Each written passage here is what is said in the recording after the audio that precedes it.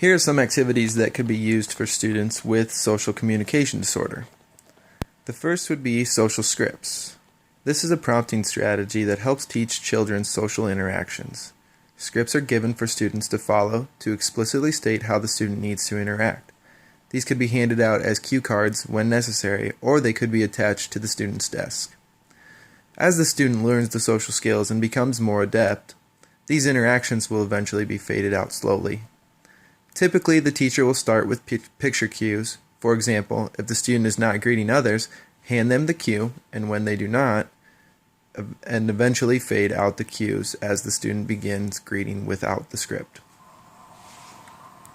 Another technique is to use scaffolding, and this can be used to promote spontaneous language. Oftentimes, this is a skill that social communication disorder students need to work on. So sentence starters can be used, and these will help facilitate conversation with the student. This starts with small conversations and can be built up over time. Some other tips you want to be aware of when dealing with students who are diagnosed with social communication disorder would be to teach the student specific statements to help obtain help for specific tasks. Have the academics in visual format for the students. Use cue cards, semantic maps that show relationships between details, or you could also use a zoom lens that helps focus on main points that you want the student to also focus on. You could also use verbal modeling. And for example, when a student reaches for a pencil on the teacher's desk, the teacher would ask and say, "Does the student want a pencil? How should you ask for one?" And then display it by modeling it.